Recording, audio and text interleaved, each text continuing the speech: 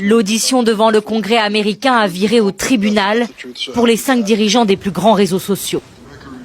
Dans une salle remplie de parents de victimes, ils sont accusés de ne pas avoir pris les mesures nécessaires pour protéger les jeunes contre les risques d'exploitation sexuelle et de suicide.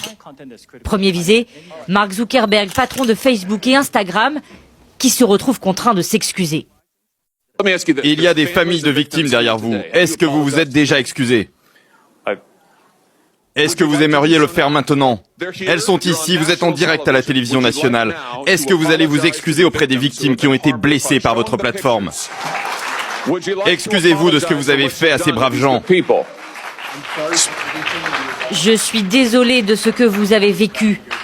Personne ne devrait subir ce que vos familles ont enduré. Et c'est pourquoi nous investissons autant, et nous allons continuer à le faire, pour être sûr que personne n'aura à traverser les mêmes épreuves que vous et vos familles. Dès le début de l'audition, les membres du Congrès républicains et démocrates avaient donné le ton.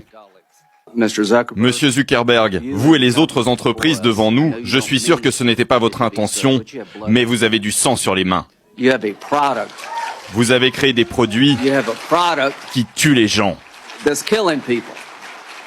Des documents internes montrent aussi que le dirigeant de Meta a volontairement refusé de renforcer les équipes chargées de limiter les risques pour les adolescents. Ce qui a conduit, selon certains parents, au suicide et au harcèlement de leurs enfants. Vous êtes milliardaire. Est-ce que vous vous engagez à indemniser les victimes et à créer un fonds spécifique avec votre argent?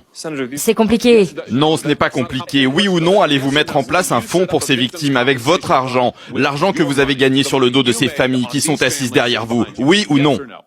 Sénateur, mon travail est de... Ça ressemble à un non. Selon la loi actuelle, les plateformes ne peuvent pas être reconnues coupables des contenus postés.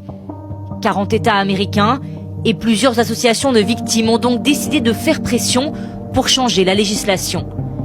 Ils demandent notamment une sécurité maximale par défaut pour les moins de 18 ans, ainsi qu'un plus grand contrôle des parents sur le compte de leurs enfants. Cette année, grâce à ces plateformes, le groupe Meta a enregistré des profits records, 39 milliards de dollars de bénéfices nets.